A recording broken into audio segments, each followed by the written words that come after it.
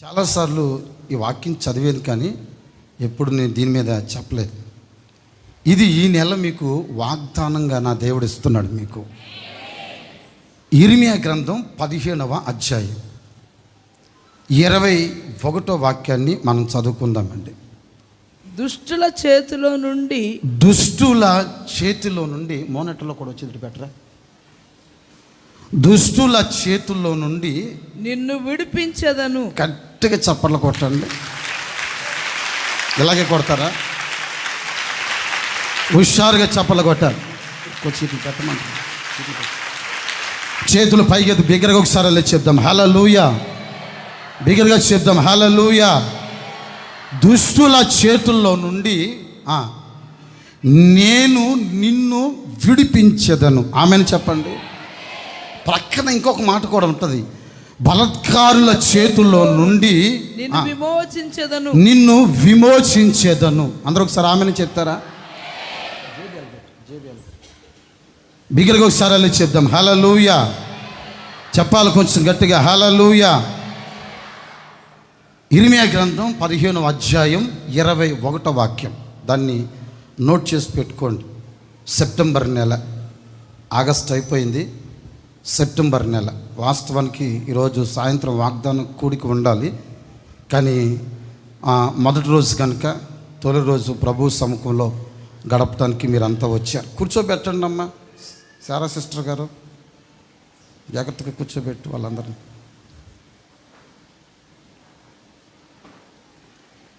బిగ్గరగా ఒకసారి వెళ్ళి చెప్పండి. కొంచెం గట్టిగా వెళ్ళి చెప్పండి. ఈ విషయం నేను మీకు చెప్పాలని చాలా ఆశపడదు. కొంచెం బేస్ తగిలించి ఈ విషయాన్ని మనం కొంచెం గమనిస్తూ ఉంటే ఒక చక్కటి విషయాన్ని ఇర్మియా తోటి దేవుడు మాట్లాడుతున్నాడు. ఇర్మియా జీవితం కొన్ని కష్టాల మధ్యలో, సమస్యల మధ్యలో. వింటున్నారా? ముందు వినండి, తర్వాత రాసుకోండి. బాగా రాస్తున్నారు మీరంతా. చేతులు పైకి సరేలే చెప్పండి. అందరూ సరేలే చెప్పండి. 2 వారాలు అయింది మిమ్మల్ని సరిగ్గా చూడక, ఇసుగ్గా అనిపిస్తూ ఉంది. మీరు ఎప్పుడు వస్తారా మిమ్మల్ని చూడాలి అని చాలా ఇసుగ్గా ఉంది. వారం అంతా నాకు అసలు, మీరు నమ్మండి నమ్మకపోండి, మిమ్మల్ని ఒక్క వారం మిమ్మల్ని మిస్ అయితే నాకు ఏందో చాలా పోగొట్టుకున్నట్టు ఉంటుంది. అంత ప్రేమిస్తున్నాను మిమ్మల్ని. మీరు అర్థం చేసుకోరు నన్ను. నాకు అదే చిరాకు. నాకు ప్రేమని ప్రేమలాగా చూపించాలి. 2 చేతులు పైకి తల్లిలో చెప్పరే. నీ సొంత కాపరనే కదా, అద్దె కాపరనేం కాదు కదా. కొట్టాలన్నా తిట్టాలన్నా, హక్కుని చేర్చుకోవాలనుకున్నా, కౌగులించుకోవాలన్నా నేనే కదండి. ఇంకెవరన్నా ఉన్నారా? ఇంకొకరు ఎవరు నుండి చెప్పు, వదిలేస్తా. ఇక కష్టాల మధ్యలో ఉంటున్నప్పుడు ఇర్మియా జీవితం ఎంత కష్టం అని ఆ అధ్యాయం మనం చదువుకుంటూ వస్తే మనకు చాలా విషయాలు బోధపడుతూ వస్తాయండి.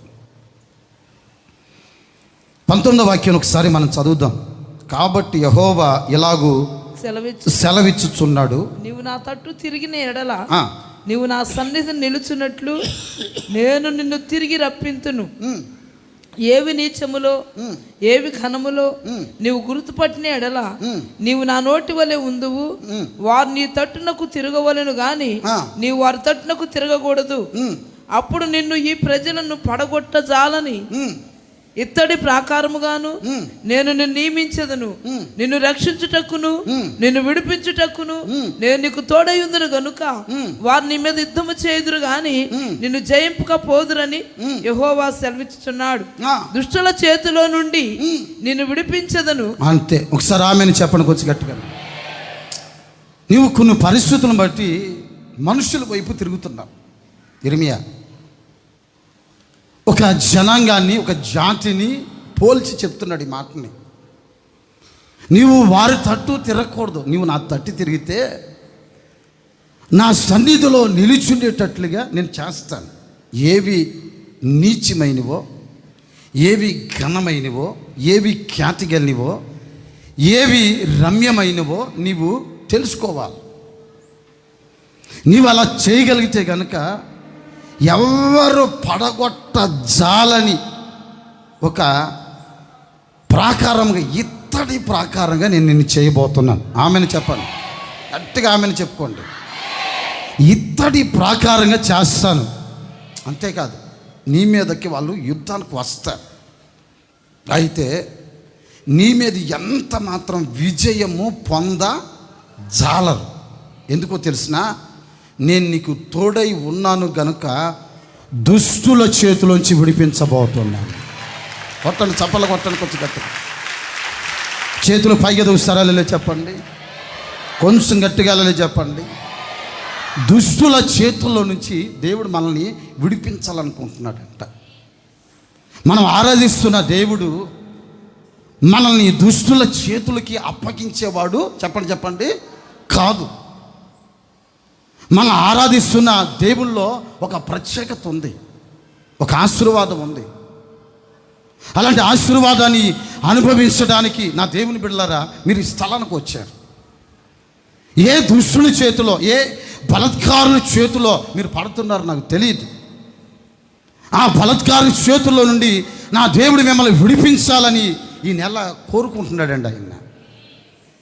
దుష్టుడు అంటే అది ఎక్కడుంటాడు, వాడు ఎలా ఉంటాడు, ఏ విధంగా ఉంటాడు, వాడు మన జీవితాల్లో కలుగు చేసే నష్టం ఏంటి అని చూస్తే చాలా విషయాలు రాస్తున్నాయి. నేను మీకు కొన్ని విషయాలు చెప్తాను, జాగ్రత్తగా వినాలి. తెస్సలోనికలకు రాసిన రెండవ పత్రిక 3వ అధ్యాయం 2-3 వాక్యాలు. మేము మూర్ఖులైన దుష్ట మనుషుల చేతుల్లో నుండి తప్పింపబడు నిమిత్తమును, అదిగోండి తప్పింపబడు నిమిత్తము మా కొరకు ప్రార్థించుడి, మా కొరకు ప్రార్థన చేయండి. విశ్వాసం అందరికీ లేదు. ఆ మాట నోట్ చేసుకోండి. విశ్వాసం అయితే అందరికీ లేదు. అయితే ప్రభువు నమ్మదగిన వాడు కనుక ఆయన మిమ్మల్ని స్థిరపరిచి దుష్టుడి దగ్గర నుండి మిమ్మల్ని కాపాడబోతున్నాడు. ఒకసారి కొంచెం గట్టిగా ఆమెని చెప్పండి. పౌలు అంటున్నాడు కదా, విశ్వాసం అందరికీ చెప్పండి లేదు. అందరూ చెప్పండి, విశ్వాసం అందరికీ ఉందా? ఇక్కడ ఉన్న వాళ్ళందరికీ విశ్వాసం ఉందా? దుష్టుని చేతుల్లో నుండి తప్పించబడతాను అనే విశ్వాసం అందరికీ ఉందా? హలో, నేను అడుగుతున్న మాటలకు సమాధానం చెప్పండి. దుష్టుని చేతుల్లో నుంచి నేను తప్పించబడతాను అనే విశ్వాసం మీకు ఉందంటారా? ఎంతమందికి ఉందో చేతులు పైకి చూపించండి. నాకైతే విశ్వాసం లేదు. పౌలు అంటున్నాడు కదా, ఏమండి విశ్వాసం అందరికీ లేదు. అందుకని పౌలు అంటున్నాడు, మా కోసం మీరు ప్రార్థన చేయండి. నాకు బాగా తెలుసు, మా అమ్మ నా కోసం ఎప్పుడు ప్రార్థన చేస్తానంటుందండి. ఎప్పుడు మా నాన్న కూడా, ప్రభా మా జాన్ పాస్టర్ని కాపాడు, మా జాన్ పాస్టర్ని బలపరచు, ఎప్పుడు చూస్తున్నానండి. నాకు బాగా గుర్తు. నాకైతే విశ్వాసం లేదు. నా వెనక ఎవరో ఉన్నారు, నా వెనక ప్రార్థన చేసే వాళ్ళు ఉన్నారు, నా కోసం చేతులు ఎత్తే వాళ్ళు ఉన్నారు, నా కోసం దేవుని సముఖంలో రోధించే వాళ్ళు ఉన్నారు, నా కోసం దేవుని సన్నిధిలో హర్షించే వాళ్ళు ఉన్నారు. కనుక ఆయన నన్నేం చేస్తున్నాడు తెలిసిన, ప్రభువు నమ్మదగిన వాడు కనుక నన్ను స్థిరపరిచి బలపరుస్తున్నాడు. దుష్టుని చేతుల నుంచి నన్ను కాపాడుతున్నాడు ఆయన. కొంచెం గట్టిగా ఆమెను చెప్పండి. దుష్టుని చేతుల నుంచి కాపాడబడేంత విశ్వాసం లేదు, కానీ నా వెనక ఉన్నది ఏంటి తెలిసిన, ప్రేయర్ సపోర్ట్ లేక ప్రార్థన చేసే ఒక అనుభవం నాలా ఉంది. దాని ద్వారా నేను దుష్టుని చేతుల నుంచి కాపాడబడుతున్నానండి. చప్పట్లు కొట్టి ప్రభుని స్తుతించండి. కొంచెం గట్టిగా చెప్పాలి. బిగ్గరగా ఒకసారి చెప్పండి. కొంచెం గట్టిగా చెప్దామండి. నేను మీకు కొన్ని విషయాలు చెప్పాలనుకుంటున్నాను. దుష్టుల చేతుల నుంచి నా దేవుడు మిమ్మల్ని తప్పించబోతున్నాడు. దుష్టుడు ఏం చేస్తాడో మనకు అర్థం కాదు. ముందు వాడు పన్నాగం ఏంటో, లేక వాడు వేస్తున్న ఉరులు, వాడు వేస్తున్నటువంటి బంధకాలు, వాడు మనకు పెడుతున్నటువంటి కలవరాలు, మనకు రేపుతున్న సమస్యలు, శోధనలు, అవి కాస్త దేవుని బిడ్డలుగా మనకు తెలిసి ఉండాలి. తెలియకపోతే నిజముగా ఆ దుష్టుడు మనకు వేస్తున్న ఆ ఉచ్చులో మనం పడిపోతాం. కారణం ఏంటంటే విశ్వాసము అందరికీ లేదు. ఇక్కడ కూర్చున్న వాళ్ళందరికీ విశ్వాసం అంత లేదు. అయితే ఒక సేవకునిగా, ఒక సేవకులముగా మేమంతా కలిసి సంఘము కొరకు ప్రతి దినము ప్రార్థన చేస్తూనే ఉన్నాం. నాకు ఇచ్చిన సంఘాన్ని కాపాడమని, నా సంఘాన్ని బలపరచమని, నా సంఘ విశ్వాసాన్ని స్థిరపరచమని. మరి కొంతమందిని అయితే నా హృదయాల్లో గుండెల్లో పెట్టుకుని ప్రార్థన చేస్తాను. కారణం ఏంటి తెలిసిన? వాళ్ళ పరిస్థితులు చాలా కఠోరమైన పరిస్థితులు కనుక.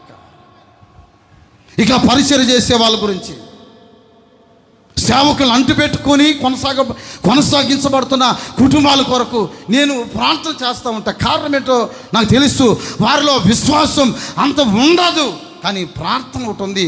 ఆ ప్రార్థన ద్వారా దేవుడు దుష్టుని చేతులు పడకుండా, బలత్కారుల యొక్క చేతుల్లో పడకుండా నా దేవుడు ఈ నెలలో మిమ్మల్ని కాచి కాపాడి మిమ్మల్ని స్థిరపరచబోతున్నాడు. ఆయన కొంచెం గట్టిగా ఆమెను చెప్దామండి, బిగ్గరగా ఒకసారి ఆమెను చెప్దామండి.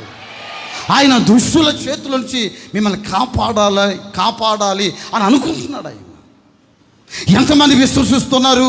దుష్టుల చేతుల నుండి, దుష్టుని యొక్క చేతుల నుండి నేను కాపాడబడుతున్నాను అన్న వాళ్ళు విశ్వసించిన వాళ్ళందరూ గట్టిగా చప్పలు కొట్టి ప్రభుని స్తుతించండి. స్వచ్ఛ చప్పలు కొట్టవద్దు, హుషారుగా చప్పలు కొట్టు. దుష్టుని చేతుల నుండి నా దేవుడిని తప్పించబోతున్నాడు ఆయన, నా దేవుడిని కాపాడబోతున్నాడు ఆయన. బలత్కారుల చేతుల నుంచి విడిపించబోతున్నాడు. ఒక విడుదల నా దేవుడు జరిగిస్తున్నాడు. నిన్ను ఇత్తడి ప్రాకారముగా నిలబెడుతున్నాడు ఆయన. నీ మీదకి యుద్ధం వస్తుంది, ఆ యుద్ధములో జయం నీకే. అలాంటి అనుభూతి నా దేవుడు నీ జీవితంలో కలుగు చేయాలని ఆశిస్తున్నాడు. ఆయన పరాక్రమం కలిగినటువంటి శూరుడి వలె నా దేవుడు నీకు తోడై ఉండును కాక. కొంచెం గట్టిగా ఆమెనే చెప్దామండి, బిగ్గరగా ఒకసారి ఆమెనే చెప్దామండి. నా దేవుడు నిన్ను కాపాడబోతున్నాడండి. ఎక్కడి నుంచో తెలిసినా, ఎవరి చేతిలో నుండి? దుష్టుల చేతుల్లో నుండి, లేక దుష్టుడి చేతుల్లో నుండి మిమ్మల్ని కాపాడాలనుకుంటున్నాడు. ఒక విషయం చెప్తాను చూడండి.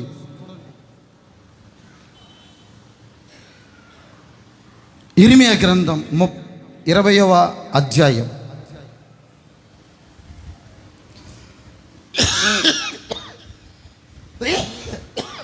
13వ వాక్యం. యెహోవాను కీర్తించుడి, యెహోవాను కీర్తించుడి, యెహోవాను స్తుతించుడి, స్తుతించుడి. దుష్టుల చేతిలో నుండి, దుష్టుల చేతుల్లో నుండి దరిద్రుని ప్రాణమును, దరిద్రుల యొక్క ప్రాణమును ఆయనే విడిపించుచున్నాడు, ఆయనే విడిపించుచున్నాడు.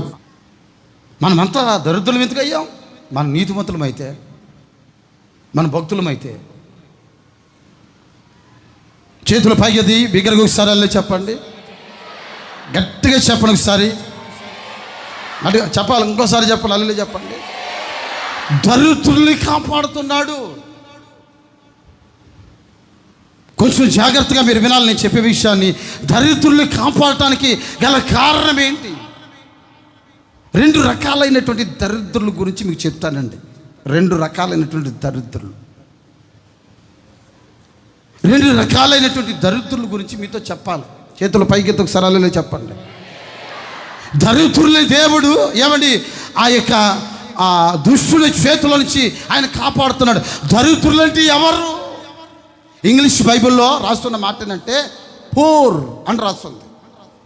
అంటే దాని అర్థం ఏంటి తెలిసిన? పేదవాడు లేక నిరుపేద.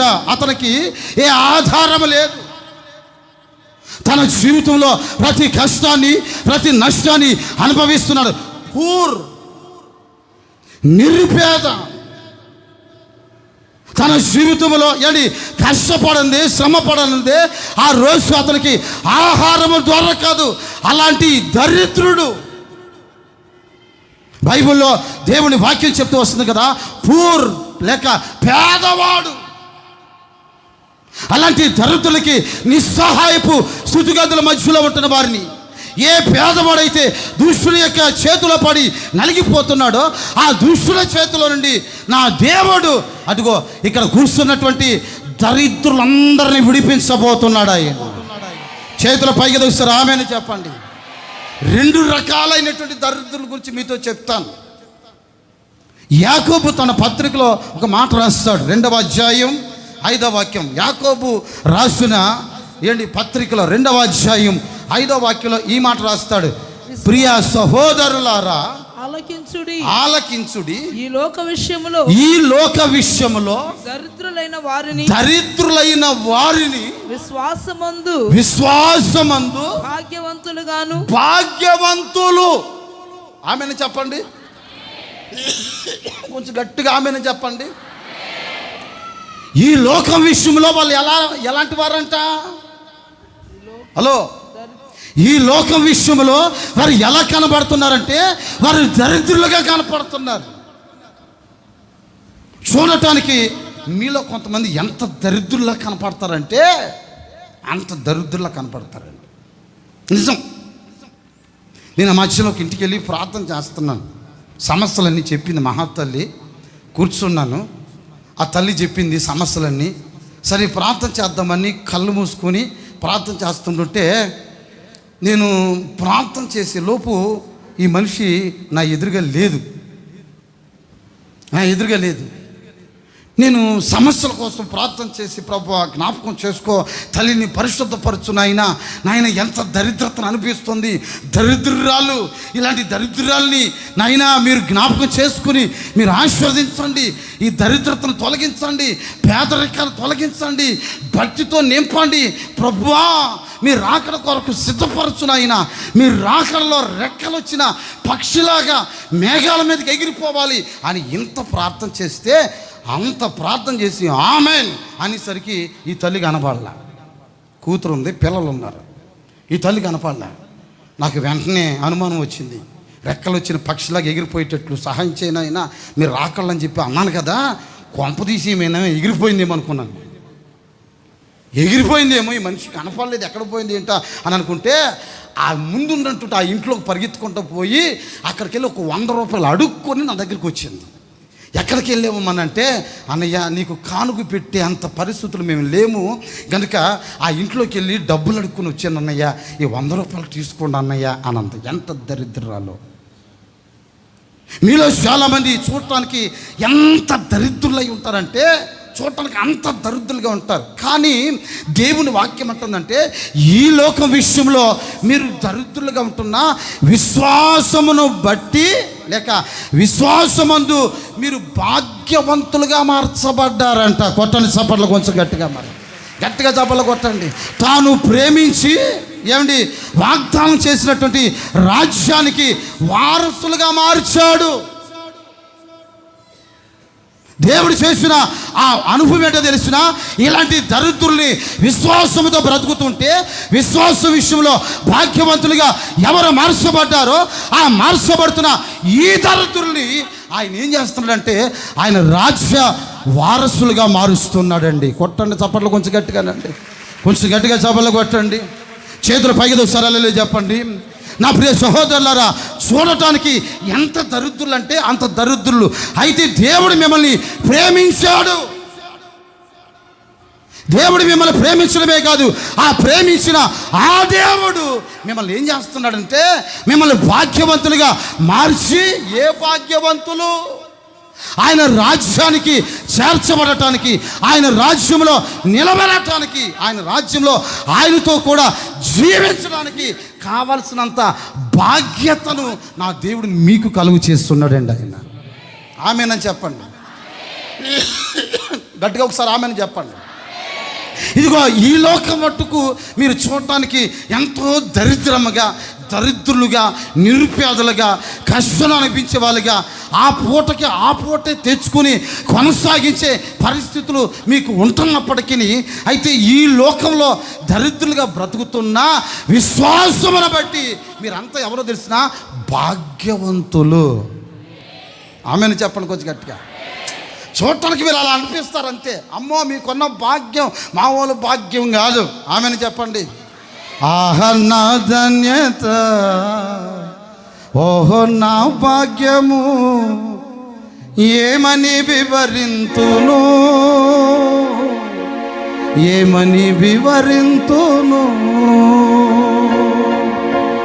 తెలుసా, నా దరిద్రం ఏంటో మా స్కూల్లోకి వెళ్ళి అడిగితే చెప్తారు. నా దరిద్రం ఏంటో మా నాన్న అడిగి చెప్తాడు. ఈ రోజుకి కూడా మా నాన్న అదే అంటాడు. నేను ఆడ సన్నాస్ అంటాడు. నాకు స్పెషల్ పేరు ఏంటంటే మా నాన్న మా సన్నాస్ ఎక్కడ కనపడ్డా, మా సన్నాస్ ఆ బడ్డీ కొట్టు దగ్గరికి వెళ్ళి మా సన్నాస్ వచ్చాడు ఇటు. ఓరు బాబు 17 సంవత్సరాల వయసు వచ్చేంతవరకు సన్నాసి సన్నాసి సన్నాసి అని పిలిచాడండి. నేను పెద్ద సన్నాసిని. మీరు నా మాటలు వింటున్నారంటే నాకంటే పెద్ద సన్నాసులు మీరంతా. మీరు పెద్ద సన్నాసు, నేనే సన్నాసి, నాకంటే సన్నాసు. గట్టిగా సరేలే చెప్పండి. ఈ లోకం విషయంలో మీరు నిరుపేదలే అయితే విశ్వాసం అందు మీరంతా ఎవరో తెలిసినా చెప్పండి. ఎవరండి? అందరూ చెప్పండి. మీ పక్కన ఉన్న వాళ్ళు చెప్పండి, నువ్వు భాగ్యవంతురాలువి, నువ్వు భాగ్యమ్మవి, నువ్వు భాగ్యవంతుడు అని చెప్పండి ఒకసారి కొంచెం గట్టిగా. భలే చెప్పారు. కలకలాడిపోతుంది మొహం చూస్తాం. అలా చెప్తాం కొంచెం గట్టిగా, కొంచెం గట్టిగా అలా చెప్పండి. విశ్వాసం విషయంలో మీరు భాగ్యవంతులు.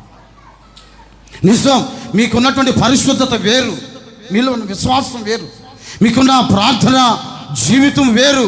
ఆ విశ్వాసాన్ని బట్టి నా దేవుడు వాగ్దానం చేసిన ఆ రాజ్యాన్ని లేక వాగ్దానం చేసిన ఆ ఉన్నతమైన ఆ శిఖరాన్ని నా దేవుడు నీకు అనుగ్రహించాలని కోరుకుంటున్నాడండి ఆయన. నిజం. చేతులు పైకి ఒకసారి ఆమెను చెప్పండి. కొంచెం గట్టిగా ఆమెను చెప్పండి. కొంచెం గట్టిగా ఆమెను చెప్పండి. చూసారా, దరిద్రులు అంటే ఎవరో మీతో చెప్తున్నాను. దరిద్రులు అంటే ఎవడు? విశ్వాసమును బట్టి ఏంటి ఈ లోకం వరకే ఏంటి దరిద్రులుగా కనబడుతున్నా విశ్వాసముతో, పరిశుద్ధతతో, ప్రార్థనతో, ఆత్మ సంబంధమైన అలంకారాల చేత అలంకరించబడిన నీవు ఏమండి ఈ రాజ్యములో లేక ఈ లోకంలో నువ్వు పరసంబంధమైనటువంటి ఒక భాగ్యవంతుడివి, భాగ్యవంతురాలుగా మార్చబడ్డావండి. కొంచెం గట్టిగా ఆమెను చెప్పండి. సామెతల గ్రంథంలో ఒక కీలకమైన విషయాన్ని రాశాడు. ఆ మాట కూడా చూడండి ఒకసారి. సామెతల గ్రంథం 14వ అధ్యాయం 31వ వాక్యం చూడండి ఒకసారి. 14వ అధ్యాయం 31వ వాక్యం. అక్కడ రాస్తున్న మాట ఏంటంటే, దరిద్రుల్ని బాధించువాడు వారి సృష్టికర్తను నిందించువాడు, వేదను కనుకరించువాడు. అంతే, మనకి ఇంక రెండో సబ్జెక్ట్ వద్దు. దరిద్రుల్ని బాధించువాడు వాని సృష్టికర్తను నిందించువాడు. అంటే ఇప్పుడు దరిద్రుడికి ఏమండి ఆధారం ఎవరో తెలిసిన సృష్టికర్త. అందరూ ఆమెను చెప్పండి. కొంచెం గట్టిగా ఆమెను చెప్పండి. ఇక దరిద్రుడికి ఆధారం లేదు. దరిద్రులకి ఏమండి ఎట్లాంటి ఆధారం లేదండి. ఒక దరిద్రుడు ఉన్నాడు. ఆ దరిద్రుడిని ఎవరైనా బాధిస్తే ఆ బాధిస్తున్నటువంటి ఆ దరిద్రుడికి ఆధారం ఎవరో తెలిసిన సృష్టికర్త. నన్ను బాధించే వాళ్ళు చాలామంది ఉన్నారు. కొన్నిసార్లు విశ్వాసులైన వారు ఏమండి వారిని ఎంత ప్రేమిస్తున్నా కొన్నిసార్లు ఆ ప్రేమను అర్థం చేసుకోక వాళ్ళు నడుస్తున్నటువంటి ఆ నడవడికను బట్టి కొన్నిసార్లు చాలా బాధ అనిపిస్తుంది. ఏంట్రా మనల్ని ఇంత బాధ పెడుతున్నారు అనిపిస్తుంది కొన్నిసార్లు. కానీ బైబిల్ వాక్యం అంటుంది కదా, నిన్ను బాధించే వాళ్ళు చాలామంది ఉంటారు. అలాంటి పరిస్థితుల మధ్యలో ఇలాంటి దరిద్రుడికి లేక పూర్ లేక నిరుపేద, ఈ ఆధారం లేని వాడికి సృష్టికర్తేనంటే అండి అతనికి. దరిద్రుని బాధ పెడితే తను నమ్మినటువంటి సృష్టికర్తను నీవు నిందించిన వాడు అవుతావు. అంటే దరిద్రుడు ఎవరో తెలుసునా, ఈ లోకంలో ఏ ఆధారం లేకుండా బ్రతకట్లేదు. ప్రతి వాడు ఏంటి ఒక దరిద్రులుగా మార్చబడుతున్నారు. అలాంటి దరిద్రుల్ని నా దేవుడు బాధించే వారి చేతిలోంచి విడిపించబోతున్నాడు ఆయన. కొంచెం గట్టిగా ఆమెను చెప్పండి. కొంచెం గట్టిగా ఆమెను చెప్పండి. మీకు ఇంకా విచిత్రమైన సంగతి ఏంటో చెప్పమంటారా? జాగ్రత్తగా వినండి. ఒక ధనవంతుడు ఉన్నాడంట, ఒక దరిద్రుడు ఉన్నాడంట. చెప్పండి ఒకసారి. ఒక ధనవంతుడు ఉన్నాడు, తర్వాత ఒక దరిద్రుడు ఉన్నాడు. వీళ్ళిద్దరూ ఒక రోజున చనిపోయారు. బైబిల్లో రాస్తున్న మాట ఏంటంటే, దరిద్రుడు దేవదూతల చేత కొనుపోబడ్డాడు. అందరూ ఒకసారి ఆమెను చెప్పండి. కొంచెం గట్టిగా ఆమెను చెప్పండి. ఎందుకు కొనుపోబడ్డాడు? ఆ దరిద్రునికి సృష్టికర్త ఎవరు?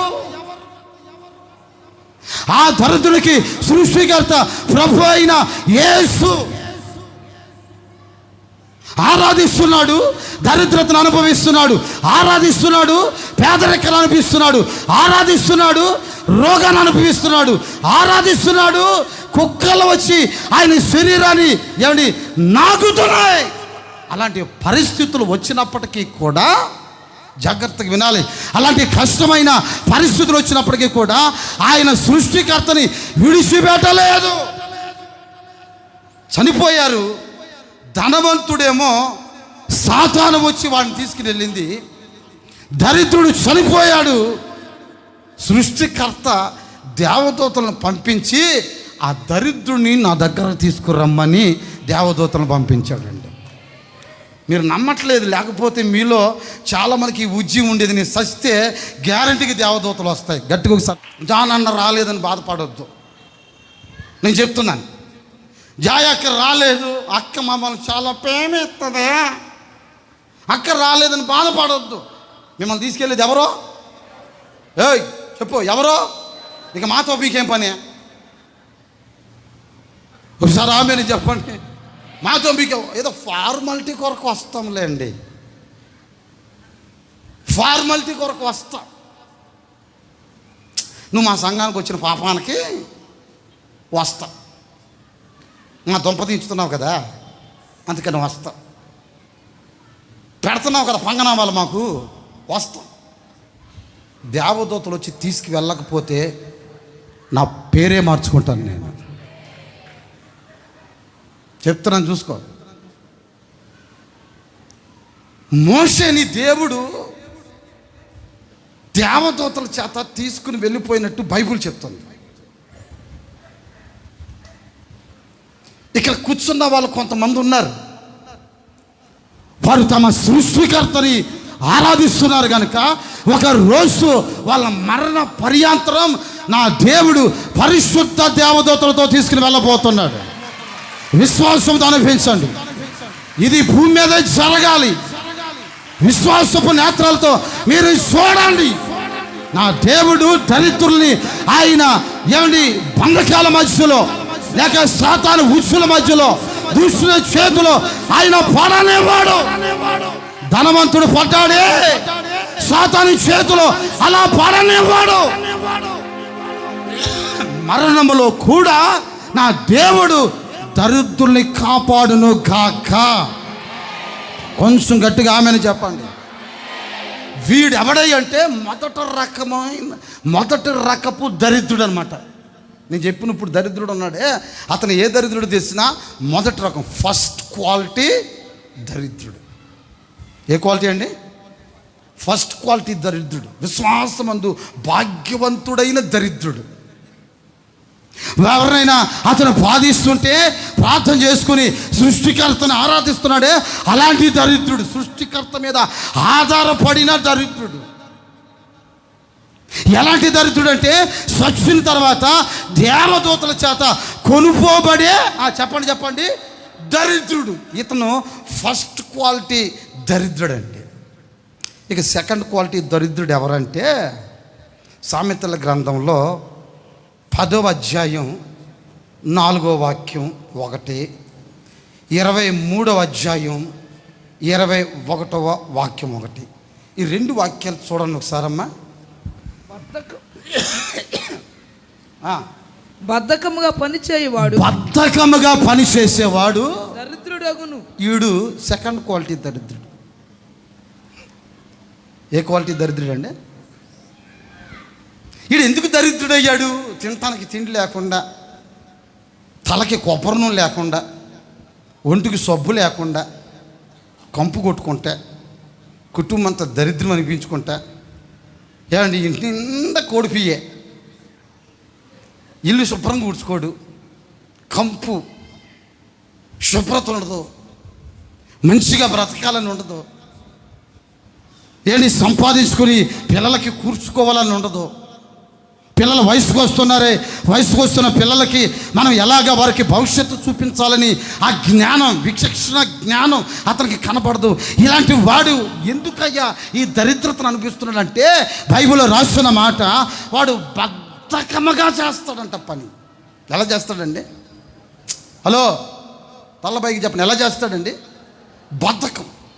చేస్తాడు, పని చేయకేమీ కాదు, కానీ పని ఎలా చేస్తాడు తెలిసిన? చాలా బద్ధకం. ఎంత బద్ధకం అంటే అంత బద్ధకం.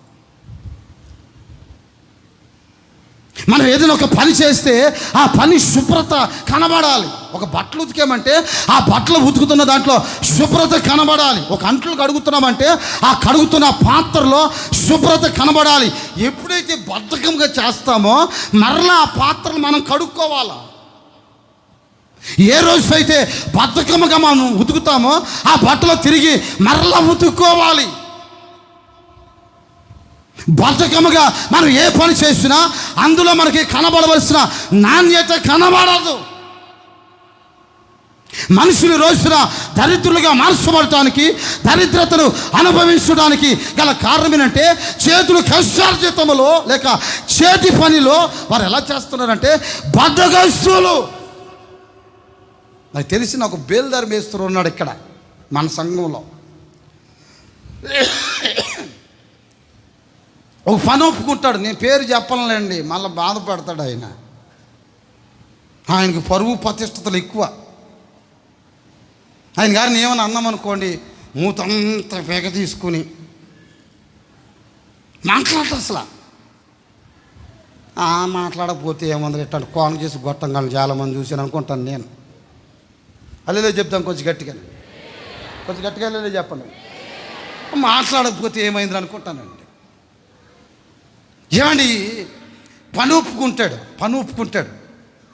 అసలు ఇక ఆ పని ఒప్పుకునేటప్పుడు ఎలా ఒప్పుకుని తెస్తున్నా, అన్నయ్య నేను పలానా చోట పని ఒప్పుకున్నాను, రండి అన్నయ్య చిన్న ప్రార్థన చేసి ముగ్గేయాలి ఈరోజు అని అంటాడు.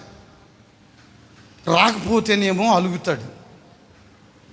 బ్రదర్లను పంపిస్తాను, లేకపోతే అదిగో మా ఆగస్టిన్ పాస్టర్ గారిని పంపిస్తాను. లేదన్నయ్య నువ్వే రావాల్సిందే, వర్క్ మామూలు వర్క్ కాదన్నా, ఇంచుమించుగా 20 లక్షలు మిగులుతుంది అన్న అందులో వర్క్లో 20 లక్షలు. సరే ప్రార్థన చేసేదానికని వెళ్తే మొత్తం మీద ప్లానింగ్ అంతా గీసేసి ముగ్గేసేసి ఆల్రెడీగా ఇక నాకు ప్రార్థన చేయించేదానికి పిలుస్తాడు నన్ను. దేవుని మహాకృప. 3 చోట్ల తీసుకుని వెళ్ళాడు. 3 సంవత్సరాలు అయింది. ఆ ఇల్లు పునాదుల్లోనే కూర్చోంది అక్క. ఎందుకు తెలిసిన? పని ఒప్పుకుంటాడు. 2 రోజులు ఆ ఇంటోడి దగ్గర నమ్మించేస్తాడు. అనా 4 రోజులకి భీముల దగ్గరికి వస్తాయి, నువ్వు కంగారు పడబాకుండు, నాకు తెలుసు తక్కువలో అసలు పైకి లేపేస్తాడు అని ఆ ఇంటోడిని నమ్మించి ఆ ఇంటోడి దగ్గర 1 లక్ష 2 లక్షలు తీసుకుంటాడు. అవుట్ అంతే. ఇక ఆ ఇంటోడు ఫోన్ చేస్తానంటాడు, ఒరే వచ్చే ఎక్కడ ఉన్నవరా, వచ్చే ఎవరు వచ్చే ఎక్కడ ఉన్నావు. ఆడు ఫోన్ ఎత్తాడు, వీడు పనికిరాడు. తిరిగి ఆడు చుట్టూ తిరిగి ఆడంటాడు ఒక రోజు నా చర్చి దగ్గరికి వచ్చి, అన్నయ్య పలానా ఆయన మీ చర్చికి వస్తాడంట కదా, ఆయన చుట్టూ తిరిగి నా పెట్రోల్కి ఇంచుమించుగా ఒక 50,000 పోసుకుంటాను అన్నయ్య. 50,000 పోసుంటాను. ఎవరికి ఇచ్చావు? పలానా ఆయనకి. అది దరిద్రుడు కదరా, ఆ దరిద్రుడికి ఎందుకు ఇచ్చావు నువ్వా? నువ్వే కదా నన్ను ప్రార్థన చేసింది, నాకు తెలియదు, ఏదో పనికి వచ్చాడో పని అనుకున్నాను, నువ్వు వాడికి కాంట్రాక్ట్ ఇచ్చావన్న సంగతి నాకు తెలియదురా బాబా. చేతులు పైకి సరళలే చెప్పండి, కొంచెం గట్టిగా వెళ్ళలేదు చెప్పండి, బిగ్గరగా ఒక సరళలే చెప్పండి. ఎంత దరిద్రుడు అంటే ఎంత దరిద్రుడు. 2 రోజులు పని చేస్తాడు, 3 రోజులు దుప్పడు కప్పుకొని అని సలే దుప్పడు కప్పుకుని పడుకోండి. పాపం పిల్లమేమో ఆయిల్ పెడతా ఉంటుంది, పాపం భార్య ఆయిల్ పెడతా ఉంటుంది. పని చేయయ్యా, కొంచెం కుటుంబం జరగట్లేదయ్యా, పని చేయయ్యా అన్నట్టు వారు మాయిల్ పకీరుగా ఏది నీ పకీరేసారు. కాకపోతే ఎంత బద్ధకస్తుడంటే జ్వరం అని చెప్పి, అయ్యా కాస్త తిండిగా లేనంటే అమాంతం లేచుకొచ్చిన, ఏంటి తక్కువ పెట్టావు అన్నమా, తక్కువ పెట్టావేంటి అన్నమా, ఎండు ముక్కలు కూడా కొంచెం నలగొట్టి యాన్సకపోయావా, పప్పుసారులో ఉప్పు చేపలాగా ఏంపుకుని తినేవాళ్ళు. మొగుడు కూడా అన్నం పెట్టేది కూడా తెలియదంటే,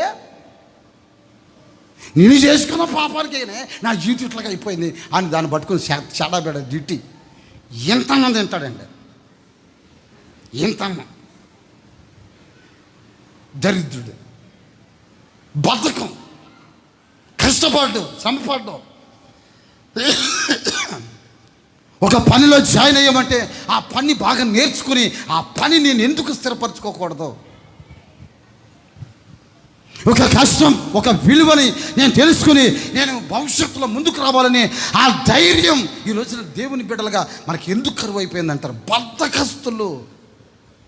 ఎంత బద్ధకస్తులు అంటే అంత బద్ధకస్తులు. నాకు తెలిసిన ఒక దరిద్రుడు ఉన్నాడండి. ఆడి జేబులో నుంచి తాళం పడిపోయింది. వాడి జేబులో నుంచి తాళం పడిపోతే ఇట్లా వంగి ఆ తాళం తీసుకోవచ్చు, వంగి తాళం తీసుకోవచ్చు. అటు నుంచి ఒక పిల్లాడు వెళ్తుంటాడు, ఏయ్ రా రా, దగ్గరకు వచ్చాడు, తాళం తీరా. ఎవరికి? వెళ్ళిపోయేవాడిని పిలిచి తాళం తీరా అని ఆడు తాళం తీసిస్తే వీడు జేబులో పెట్టుకుంటున్నాడు. సామెత్ర గ్రంథంలో ఒక దరిద్రుడు ఉన్నాడు. ఆడు అన్నం ప్లేట్లో పెట్టుకుని కలిపి ముద్దలు పెట్టుకుంటాడంట, కానీ తన నోటి దగ్గర పెట్టుకోలేడంట. అర్థమైంది మీకు చెప్పేది? ప్లేట్లో అన్నం పెట్టుకుంటాడు కానీ ఆ ముద్దను ఎక్కడ పెట్టుకోడంట? నోట్లో పెట్టుకో. అంటే ఎవడైనా తినిపిస్తేనే కానీ తినేదానికి ఎదురు చూస్తున్న దరిద్రుడు అనమాట అండి. చేతులు పైకి సార్ ఆమెను చెప్పండి. ఎంత దరిద్రులండి కొంతమంది. వాళ్ళ బట్టలు వాళ్ళు ఉతుక్కోరు, కుటుంబాన్ని జాగ్రత్త చేసుకోరు. పిల్లలు ఉంటారు, సంసారం ఉంటుంది, కానీ ఎవరి మీదో ఆధారపడి వాళ్ళ మీద బ్రతుకుతూ వస్తూ ఉంటారు. వాళ్ళ పెడుతుంటే వాళ్ళ మీద బ్రతికి జీవితాన్ని కొనసాగిస్తుంటారు. సంపాదించలేడు, కష్టపడలేడు, శ్రమ పడలేడు. అదో రకమైనటువంటి దరిద్రులు మనుషుల మీద ఆధారపడతారు. ఈ దరిద్రులకి జీవనం కొనసాగించబడదు. ఈ దరిద్రులకి కష్టం విలువ తెలియదు. అలాంటి దరిద్రులు చాలామంది ఉన్నారండి. నా ప్రియ సహోదరులారా, ఎలాంటి దరిద్రతలో అనుభవిస్తున్నావో నీ దరిద్రతని నా దేవుడు తొలగించబోతున్నాడు. ఆయన చేతుల పైకి ఒకసారి ఆమెనని చెప్పండి. 23వ అధ్యాయం 21వ వాక్యంలో రాస్తుంది, త్రాగుబోతులను తిండిబోతులను దరిద్రులగుదురు, నిద్ర మత్తు కలిగిన వారు చింపురు గుడ్డలు ధరించుటకు కారణమగును అని రాస్తుంది అక్కడ. అంతేనా? ఏమని రాస్తుంది? తాగుబోతులు తిండిబోతులు ఏమవుతారంట? దరిద్రులు అవుతారు. నిద్రమత్తు చింపుగుడ్డలు ధరించుటకు. ఎప్పుడు చూసినా ఆ నిద్రమత్తులో బ్రతుకుతూ వస్తారే, వారి సరైనటువంటి బట్టను కట్టలేరు. వారి దరిద్రతలోనికి వెళ్ళిపోవడం గల కారణం ఏంటి? వీడు ఎవరో తెలిసినా తాగి తన్నరాలాడి జీవితాన్ని చక్కదిద్దుకుని పవిత్రపరుచుకుని మంచి అడుగులు వేయాలి, మంచి శుభోదయాన్ని నేను చూడాలి అనుకునేవాడు కాదు. తాగి తందరాలాడి పాపపు మత్తులో పడి జీవితాన్ని నాశనం చేసుకుంటున్న ఒక దరిద్రులు, ఇలాంటి దరిద్రత చేత పీడించబడే వాళ్ళు చాలామంది ఉన్నారు. ఎందుకో నేను ఈరోజు మీతో చెప్తూ వస్తున్నానండి. ఈ దరిద్రత అనుభవించడానికి ఒకటి నీ చేతులు బద్ధకం కావచ్చు, రెండోదిగా ఒకవేళ దరిద్రతను అనుభవించడానికి నీ త్రాగుడు లేక వ్యభిచారం, నీ యొక్క మోసపు పనులు కావచ్చు. కానీ ఈ లోకము విషయంలో దరిద్రులయ్యి బ్రతుకుతున్నారే, వారు విశ్వాసమును బట్టి భాగ్యవంతులుగా మార్చబడ్డారు. కొంచెం గట్టిగా ఆమెను చెప్పండి. ఇలాంటి భాగ్యవంతులంట నా దేవుడు ఆశీర్వదించబోతున్నాడు అంటే అండి. ఆమెను చెప్పండి, కొంచెం గట్టిగా ఆమెను చెప్పండి. అందుకని 107వ కీర్తన అంటాడు కదా, 107వ కీర్తన 41వ వాక్యం చూద్దాం ఒకసారి. చూడండి, 107వ కీర్తన 41వ వాక్యం. అట్టి దరిద్రుల యొక్క బాధను పోగొట్టి వారిని లేవనెత్తును, వారి వంశములను మందవలే వృద్ధి చేయబోతున్నాడు. చూసారా, మిమ్మల్ని ఎలాంటి మూర్ఖుల చేతిలో, బలత్కారుల చేతుల్లో మిమ్మల్ని పడకుండా నా దేవుడు మిమ్మల్ని తప్పించి మీ జీవితాన్ని ఒక అద్భుతమైనటువంటి ఆశయాలతో నా దేవుడు నింపును కాక. మందవలే ఆస్వాదించబడుదురు కాక, మందవలే వృద్ధి చెందుదురు కాక. నీ దరిద్రత యేసు నామములో తొలగిపోవను కాక. అందరూ ఒకసారి ఆమెని చెప్పాలి, కొంచెం గట్టిగా ఆమెని చెప్పాలి. విశ్వాసం విషయంలో మీరు భాగ్యవంతులు. గుర్తుపెట్టుకోండి, మీ సృష్టికర్త ఏమంటే ఎవరో తెలిసినా శక్తి కలిగిన వాడు. అంతేకాదు మీ ముగింపు కూడా దేవదూతల చేతనే జరిగించబడబోతుంది అన్నాడు. అందరూ ఒకసారి ఆమెను చెప్పండి. అలాంటి అనుభవాల మధ్యలో నా దేవుడు మిమ్మల్ని తీసుకుని వెళ్ళాలని కోరుకుంటున్నాడు. ఒకటి, దుష్టులైన మనుషుల చేతుల నుండి మిమ్మల్ని విడిపిస్తున్నాడు ఆయన. గుర్తుపెట్టుకోండి, ఫస్ట్ మాట, దుష్టులైన మనుషుల చేతుల్లో నుండి ఆయన నిన్నేం చేయబోతున్నాడు తెలిసిన? విడిపించును కాక. కొంచెం గట్టిగా ఆమెను చెప్పండి. రెండో విషయం చెప్తున్నాను. మత్తయి సువార్త 6వ అధ్యాయం 13వ వాక్యం. 6వ అధ్యాయం 13వ వాక్యం. మమ్మల్ని శోధనలోనికి తేక దుష్టుని నుండి మమ్మల్ని తప్పించుము. ఆ మాట నోట్ చేసుకోండి. దుష్టుని నుండి లేక కీడు నుండి అనే మాట రాస్తుంది కింద ఫుట్నోట్లో.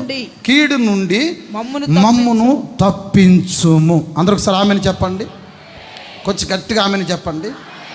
ఫస్ట్ మాట చెప్పాను, దుష్టుని చేతిలో పడకుండా దరిద్రుల యొక్క ప్రాణమును కాపాడుతున్నాడని. రెండో విషయం చెప్తున్నాను, దుష్టుడు మీకు తీసుకుని వచ్చి పెడుతున్న కీడు ఒకటి ఉందంట. ఏముందండి? అందరు చెప్పండి, నోళ్ళు చెప్పండి, ఏముంది? కీడు. ఆ కీడు నుంచి నా దేవుడు మిమ్మల్ని తప్పించబోతున్నాడండి ఆయన. అందరూ ఒకసారి ఆమెను చెప్పండి, కొంచెం గట్టిగా ఆమెను చెప్పండి. దుష్టుడు కలుగు చేసే కీడు మనకు తెలియకుండానే కొన్నిసార్లు మనం కీడులో పడతాం. ఇలా చూడాలి, నా వైపు చూడండి అందరూ. వర్షం కొత్తగా మీకు ఏదో ఇప్పుడిప్పుడే తగిలిందా? నాకు అర్థం కాదు. చేతులు పైకి సరళలే చెప్పండి, కొంచెం గట్టిగా లే చెప్పండి, బిగ్గరగా చెప్పండి, కొంచెం గట్టిగా హల్లెలూయా. సంతోషంగా చెప్దాం హల్లెలూయా. కీడు నుండి తప్పించబడటం. మనిషి ఒక విశ్వాసి కావచ్చు, లేక ఒక ఆత్మీయుడు కావచ్చు, ఒక ఆత్మీయుడైనా, ఒక విశ్వాసి అయినా, ఒక సేవకుడైనా దుష్టుని కీడులో పడిపోతాడు తెలియకుండానే. నేను ఈ కీడులో పడిపోతానని నేను అనుకోలేదు అన్నయ్య, ఇలాంటి కీడు జరుగుతుందని నేను అనుకోలేదు అన్నయ్య. ఒక విశ్వాసే, కానీ ఆ కీడులో ఎందుకు పడ్డాడో మనకు అర్థం కాదు. ఆ సమస్య మధ్యలో, ఆ అపాయపు అంచుల మధ్యలో ఎందుకు పడ్డాడో మనకు అర్థం కాదు. కొన్నిసార్లు ఆ ఉచ్చుల్లో ఆ దుష్టుడి యొక్క ఆ కీడులో పడతారు, శోధనలో పడతారండి.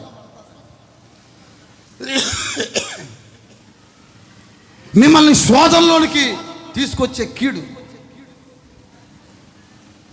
దుష్టుడు మీ జీవితాల్లో కలుగు చేస్తున్న ఆ కీడేంటో నాకు తెలియదు. ఒక సేవకుడైతే కొన్నిసార్లు కొన్ని శోధనలో పడతాడండి. ఈరోజు నేను మీతో చెప్తూ వస్తున్నాను, ప్రతి కీడు నుండి నా దేవుడు నిన్ను తప్పించబోతున్నాడండి. కొంచెం గట్టిగా ఆమెను చెప్పండి, గట్టిగా ఒకసారి ఆమెను చెప్పండి.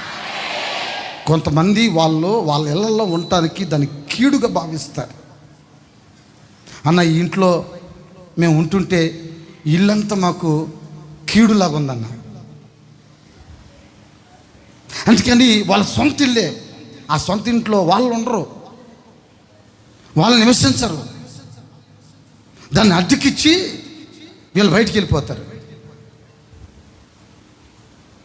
పాపం సొంత ఇంట్లో బ్రతకవలసిన వారు సొంత ఇంట్లో బ్రతకలేరు. ఎందుకు?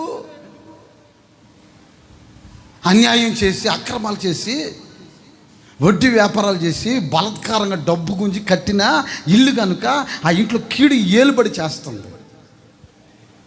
నీ కష్టార్జితంతో కట్టుంటే, నీ స్వయ సంపాదన చేత ఒకవేళ కట్టుంటే కనుక ఆ కీడు నీ జీవితం నుంచి ఎప్పుడు తొలగించబడి ఉండేది. చేతులు పైకెత్తు, గట్టిగా ఆమెను చెప్పండి, కొంచెం గట్టిగా ఆమెను చెప్పండి. ఇతరులకి కీడు చేసి ఇతరులను చూస్తేనే వారిని ఎలా చూస్తావు తెలిసిన విశ్వ సర్పాల్లాగా, అమ్మో వీళ్ళేదో మనకేదో చేసేస్తారు అన్నట్లు. వాళ్ళని చూస్తే చాలండి, పగస్తుని చూసినట్లు, పరాయి వాళ్ళని చూసినట్లు. మళ్ళా భక్తురాలే, మళ్ళా భక్తుడే. చేస్తున్న కీడు చాలదు, లేక చేస్తున్న కీడు ఏంటి సరిపోదు, ఇంకా కీడుని విత్తుకునే వాళ్ళు చాలామంది ఉన్నారు. దుష్టుల చేతిలో పడే వాళ్ళు చాలామంది ఉన్నారు. ఏ దుష్టుడైతే మిమ్మల్ని కీడులోనికి తీసుకుని వెళ్తున్నాడో ఆ కీడులో నుంచి నా దేవుడు మిమ్మల్ని తప్పించును గాక. యేసు ప్రభు ప్రార్థన చేశాడు మన కొరకు. యోహాను సువార్తలో రాస్తున్న మాట ఒకటి చూడండి. యోహాను మొదటి పత్రికలో ఒక మాట రాస్తుంది, ఒక విషయం చెప్తాను చూడండి. యోహాను రాస్తున్న మొదటి పత్రిక 5వ అధ్యాయం 18వ వాక్యం. యోహాను రాస్తున్న మొదటి పత్రిక 5వ అధ్యాయం 18వ వాక్యం. మనము దేవుని సంబంధులమనియు లోకమంతయు దుష్టుని యందు పడి ఉన్నదని మనం ఎరుగుదాం. ఈ లోకమంతా దుష్టుని దగ్గర పడి ఉందంట. గుర్తుపెట్టుకోండి, ఈ లోకం యేసయ్య చేతిలో లేదు. ఈ లోకం ఎవరి చేతిలో ఉంది తెలిసిన? దుష్టుడి చేతిలో ఉంది. బలత్కారుల చేతుల మధ్యలో నడిపించబడుతుంది. ఇప్పటికే పరిస్థితులు మనం చూస్తూ ఉన్నాం. ఎవరు ఏ కీడులో పడతారో తెలీదు, ఎవరికి ఎలాంటి కష్టం దాపరిస్తుందో మనకు అర్థం కాదు. లోకమంతా ఏమండి దుష్టుని యొక్క ఆధీనములో, దుష్టుని యొక్క స్వాధీనములో ఉంచబడింది. వారి స్వాధీనములో, ఆధీనములో ఉంచబడిన ఈ లోకం మనం బయటికి రావాలంటే, దాంట్లోంచి దుష్టుని యొక్క ఆ ఉచ్చులో నుంచి, ఆ ఉరులో నుంచి మనం బయటికి రావాలంటే, ఆ కీడు నుండి మనం తప్పించబడాలంటే మన వ్యక్తిత్వంలో మనకి కావాల్సింది ఏంటి అసలు? ఒక సేవకునిగా పలుసార్లు ప్రార్థన చేసుకుంటాను, ప్రభువా దుష్టుని చేతిలో పడకుండా, కీడులో పడకుండా నన్ను, నా సేవకుల్ని, నా సహవాసాన్ని, నా సంఘాన్ని, నా యవనస్తుల్ని, యవన బిడ్డల్ని మీరు కాపాడండి. చేతులు పైకి ఒకసారి ఆమెనే చెప్తాను. కొంచెం గట్టిగా ఆమెనే చెప్పండి, గట్టిగా ఆమెనే చెప్పండి. నా ప్రియ సహోదరులరా, ఒక యవనస్తుడు ఒక దుష్టుని చేతిలో పడుతున్నాడంటే దానికి గల కారణం ఏంటి?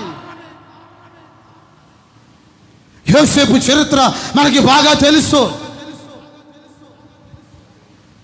ఒక దుష్టురాలి చేతిలో అతను పడబోయాడు. అలాంటి పరిస్థితుల మధ్యలో అతను ప్రార్థన చేసుకున్నాడు. ఈ దుష్టురాలి చేతిలో, ఈ దుష్టుని చేతిలో నన్ను పడకుండా నన్ను కాపాడమని ప్రార్థన చేసుకుంటే ఆకాశం ఉన్నటువంటి దేవుడు యోసేపు జీవితానికి పరిపూర్ణమైనటువంటి ఒక కంచెని వేశాడండి. ఆమెను చెప్పండి కొంచెం గట్టిగా, గట్టిగా ఒకసారి ఆమెను చెప్పండి. యోసేపు ప్రార్థన చేసుకున్నాడు. ప్రార్థన ఆత్మచేత, పరిశుద్ధాత్మ చేత నింపబడిన వాడు కనుక దుష్ట పన్నాగాల మధ్యలో, దుష్టుని యొక్క ఆలోచనలో, దుష్టుని యొక్క సంకల్పాల మధ్యలో ఏమాత్రం చిక్కబడకుండా తను తప్పించబడ్డాడు. పొదలోనున్న వాణ్ణి కటాక్షం యోసేపు తల మీదకు వచ్చిందండి. ఆమెను చెప్పండి కొంచెం గట్టిగా, కొంచెం గట్టిగా ఆమెను చెప్పండి. యోసేపు ఫలించుడి కొమ్మగా మార్చబడ్డాడు. అతని రెమ్మలు గోడలు ఎక్కి వ్యాపిస్తున్నట్లుగా రాయబడి ఉంది. తన సహోదరులందరూ తన ఎదుటికి వచ్చి నిలబడ్డారు. ఒకరోజు తన దశ మార్చబడింది. అందుకని తను ఏమంటాడు తెలిసిన? నా సహోదరులందరూ నాకు కీడు చేయాలని ఉద్దేశించారు, కానీ దేవుడు దాన్ని మేలుకరంగా మార్చాడు. కొట్టని చప్పట్లు కొంచెం గట్టిగానే కొట్టో. ఫిలిస్తీన్ల ఆకుల్లో, ఫిలిస్తీన్ల యొక్క ఆకుల్లో అన్నముగా మార్చబడ్డాడు. తల బోడయింది, తల బోడైపోయింది. కండలు ఎండి శక్తి బలం అంతా కరిగిపోయాయి.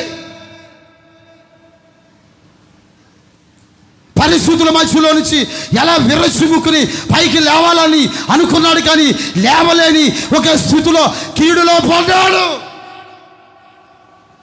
దానికి గల కారణం ఏంటి?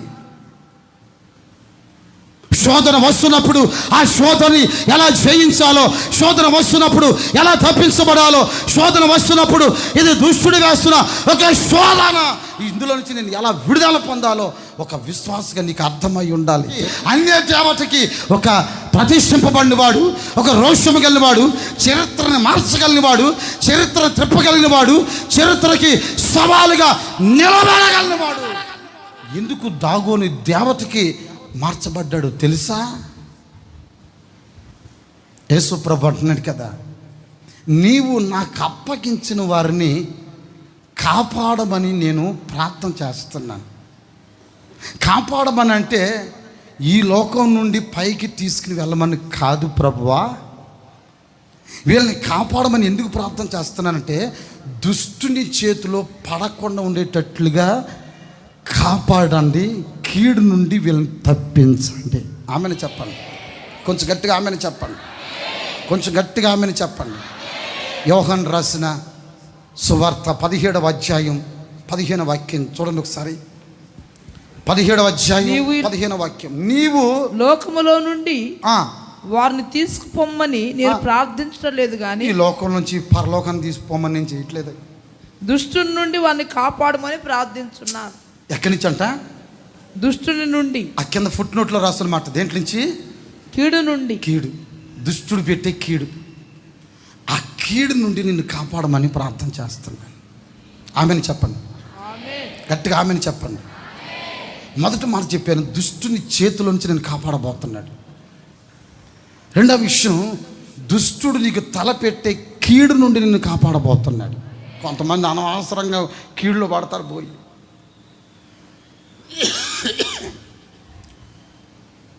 ఆ మధ్యన వాళ్ళ తల్లిని తండ్రి నా దగ్గరకు వచ్చి అడిగారు, అన్నయ్య పిల్లోడు ఇంట్లో అసలు మాట వింటలేదు అన్నయ్య, పరిస్థితి అంత వేరుగా ఉంటుంది, అదన్నయ్య ఇదన్నయ్య అని అంటే నేను నన్ను అడిగాడు, ఎరా మీ అమ్మ వాళ్ళ మాట వింటలేదంట, ఎందుకని అని అంటున్నాడు. నేను చెప్తున్నా అని అంటున్నాడు. ఏ పంది మూలనట్టుకు మూలుగుతావు ఏందిరా, మాట చెప్పవేంటిరా, నువ్వు అర్థం చేసుకోనా అని అంటున్నాడు. నాకేం అర్థం అవుతుంది, నేనేం దేవుణ్ణా? నీ హృదయంలోకి వచ్చి నీ ఆలోచనలు అంటే నేను ఎరిగేవాడినా, నీ అంతరంగికున్నా, నువ్వే అర్థం చేసుకోవాలా అని అంటున్నాడు. మళ్ళా నాకు కోపం వచ్చింది, గోపగేసి కొడదాం అనుకున్నాను, అంత కోపం వచ్చింది వాడికి. ఇప్పుడు నాకు చెప్పలేకపోతే జాయక్కగానే చెప్పరా, ఏ మోగోళ్ళలాగా పక్షవాతం వచ్చిన అని అంటాం ఎదురా, నాకు అర్థం కదా, చెప్పరానంటే అని కోపం వచ్చి నేను బండి స్టార్ట్ చేసి వెళ్ళబోతుంటా, ఆగా చెప్తాను ఆగా అన్నాడు. సరే మళ్ళీ బైక్ దిగి మళ్ళీ లోపలికి వచ్చా, ఓ పిల్లని ప్రేమించానా. ఓరి దరిద్రుడా, పిల్లల్ని ప్రేమించానని చెప్పడానికి ఇంత ఇంత ఇంత ఇంత లాగాలరా? ఎందుకురా అనవసరంగా కీళ్ళు పడతా? పిల్లల్ని ప్రేమించి కీళ్ళు పడినట్ట. అల్లుడు వచ్చి మామ దగ్గరకు వచ్చి ఏడుస్తున్నాడు, మామ అంటున్నాడు.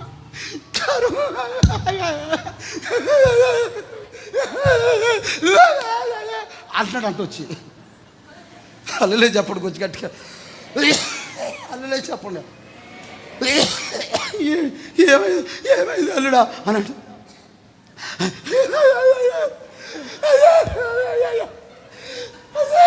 అంటాడట. ఈలోపు వాళ్ళ మామ అని స్టార్ట్ చేసాడు. ఆడుకో స్టార్ట్ చేస్తే ఏంటి మామ అని మామ అడిగితే ఈడంటున్నాడు, నీ పిల్లతో నేను ఆగలేకపోతున్నాను, నా వల్ల కావట్లేదు అని ఏడిస్తే మామ వెంటనే అన్నాడట, పిల్ల అలాగుందరా, తల్లి సంగతి ఇంకా నువ్వు చూడలేదు అన్నాడంటే. చేతులు పైకి సలహే చెప్పండి, నువ్వు పిల్లతో ఆగలేక చేస్తున్నావు, నేను చెప్పరా, నేను తల్లితో ఆగలేక చేస్తున్నా.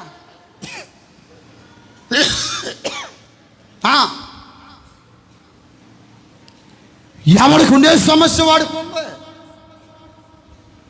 ఎవడు పడే కీళ్ళలో వాడు పడుతున్నాడు. ఎవరికి వచ్చే కష్టం వాడికి వస్తూనే ఉంది. ఈరోజు నేను మీతో చెప్తూ వస్తున్నాను, నేను ప్రార్థన చేస్తున్నాను. దుష్టుడు పెట్టే ప్రతి కీడులో నుంచి నా దేవుడు తప్పించబోతున్నాడు. ప్రతి అపాయాల నుంచి తప్పించబోతున్నాడు. ప్రతి యాక్సిడెంట్ నుంచి తప్పించబోతున్నాడు. ప్రతి ఉచ్చులో నుంచి నా దేవుడు తప్పించబోతున్నాడు. ప్రతి ఊరిలో నుంచి నా దేవుడు విడిపించబోతున్నాడు. నేను ఆవరిస్తున్నటువంటి పాపపు ఉరి అది తెంపబడి విడుదల పొందేటట్లు నా దేవుడు చేయను కాక. అందరూ ఒకసారి ఆమెనే చెప్పండి, గట్టిగా ఆమెనే చెప్పండి. కనుక ఆ ఉస్సులో ఊరిలో పడకుండా ఉండేటట్లు నేను ఏం చేస్తున్నానంటే, వారి కొరకు నేను కీడులో పడకుండా, దుష్టుడు పెట్టే ఆ కీడులో పడకుండా నేను ప్రార్థన చేస్తున్నాను. చెప్పరండి ఏం చేయాలండి? ప్రార్థన. ఇక నేను ప్రార్థన గురించి మీకు చెప్పాలా? మీకు తెలియని ప్రార్థనలా, మీరు చేసుకోని ప్రార్థనలా? అబ్బో, మీరు చేసే ప్రార్థనలో, మీరు చేసుకునే ప్రార్థనలో ఏమండి, అవి మిమ్మల్ని కీడు నుండి తప్పిస్తాయి. ఆమెను చెప్పండి కొంచెం గట్టిగా, కొంచెం గట్టిగా ఆమెను చెప్పండి, కొంచెం గట్టిగా ఆమెను చెప్పండి, బిగ్గరగా ఒకసారి ఆమెను చెప్పండి. అందరూ శనివారం రోజు పడుకున్నారు ఇక్కడ. కొంతమంది ఒక ఆమె ప్రార్థన చేసుకుంటే ప్రార్థనలో నవ్వుతుంది. ఒక ఆమె స్తోత్రం స్తోత్రం స్తోత్రం. నాకు భయం పుట్టింది సీసీ కెమెరాలో చూసి నాకు భయం పుట్టింది. నేను మామూలుగా సీసీ కెమెరాలో చూస్తూ ఉంటా ఎవరేం చేస్తున్నారని. ఒక ఆయన వచ్చాడు స్పీడ్గా పరిగెత్తుకొని వచ్చి సీసీ కెమెరాకి ఎదురుగా అలా చెప్పండి, కొంచెం గట్టిగా చెప్పండి. అంటే నేను చూడాలని సీసీ కెమెరాకి ఎదురుకు వచ్చి ప్రార్థన చేస్తున్నా. నేనేమనుకోవాలి అప్పుడు, అబ్బో బాగా ఈ మధ్య చాలా భక్తిగా దిగాడు ప్రార్థనలో. ఈ మధ్య బాగా ప్రార్థన చేస్తున్నాడు. 3 సార్లు వస్తున్నాడు, 4 సార్లు వస్తున్నాడు ప్రార్థన చేసుకోవడానికి. అబ్బో చాలా భక్తి అని అనుకోవాలి కదా మరి. అలా చెప్పండి కొంచెం గట్టిగానండి. ప్రార్థన అంటే అది కాదు. ప్రార్థన అంటే అది కాదండి. చిన్న వ్యాపారాలు చేసుకునే వాళ్ళు ఆయన మన దగ్గర సమోసా వ్యాపారం చేసి ఆయన ఉన్నాడు. ఇక్కడ ఉన్నాడా? సమోసా వ్యాపారం చేసి ఆయన ఉన్నాడా? ఎక్కడ? ఏం పేరు ఆయన పేరు? దేవదానం ఉన్నాడా? అడుగు గట్టిగా విసారాలు చెప్పండి. సూపర్ ఉంటుందండి సమోసా తింటే. మరి ఎక్కడి నుంచి తెస్తాడు, ఎవరు చేస్తారో ఏంటో, సూపర్ అసలు. రోజు 5 ఇస్తాడు మా సిస్టర్లకి. 4 తింటున్నారు, అందుకే నా కలర్లోకి వచ్చారు. వాళ్ళు 4 తింటున్నారు, ఆ కలర్లోకి వచ్చారు. 5 కాదు ఇచ్చేది. ఇంకోటి ఏం చేస్తున్నారంటే, ఆమె పేరేంటి రోజమ్మ. ఆ రోజమ్మకి ఇస్తారు. ఆమె కూడా ఆ కలర్లోకి వచ్చింది. మేము తింటలేదు, మాకు ఈ కలర్లో ఉన్నాం. ఆయన బండి అక్కడ పెట్టి వచ్చి ఆడావిడిగా వచ్చి మొకాల మీద పడి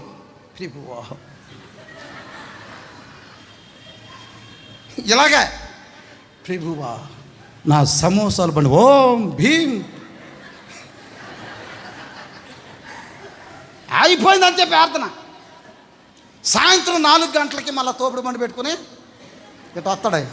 ఏంటి సమోసాలు అయిపోయింది. సమోసాలకి ఇంత ప్రార్థన చేస్తే పరలోకం పోవడానికి ఎంత ప్రార్థన చేయాలి నువ్వు? మన ప్రార్థన ఎలాంటిది? దుష్టుని చేతిలో పట్టమంటే ఒక రోజుతో అయ్యే పని కాదు.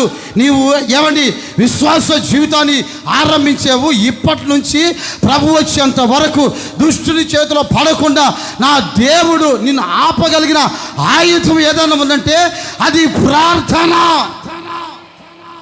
చేతులు పైకి ఆమెని చెప్పండి, కొంచెం గట్టిగా ఆమెని చెప్పండి. ప్రార్థన. ఆ ప్రార్థన బలము చేత, ఆ ప్రార్థన శక్తి చేత, ఆ ప్రార్థన ద్వారా మనిషి ఎవడి శోధనలో నుండి ప్రతి విధములైన దుష్టుడు పెట్టే కీడు నుండి నా దేవుడు విడిపించును గాక. చేతుల పైకెత్తి ఆమెని చెప్పండి. ప్రార్థన చేసుకునేవాడిని ప్రార్థన చేసుకునేవాడిని నా దేవుడు దుష్టుని చేతులంచి తప్పించబోతున్నాడు. ఆయన కీడు నుండి తప్పించబోతున్నాడు. ఆయన విడిపిస్తున్నాడు. ఆయన నీ దశ మారబోతుంది. ఇక మీదట నీ తలరాతలు మార్చబడబోతున్నాయి. నీ ప్రార్థన నీకు ఒక ప్రాకారంగా మార్చబడును కాక. ఆమెనే చెప్పండి. కొంచెం గట్టిగా ఆమెనే చెప్పండి. నువ్వు ప్రార్థన చేసుకోవాలా?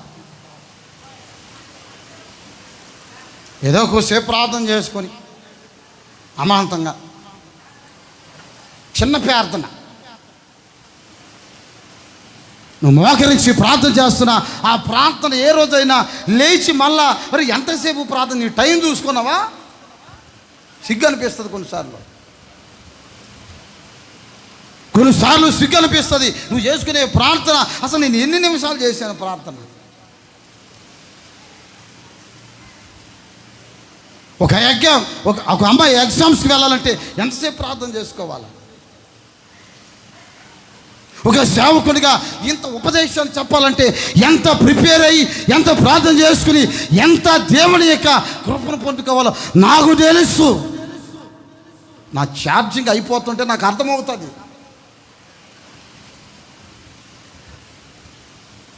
కొంతమందిని నేను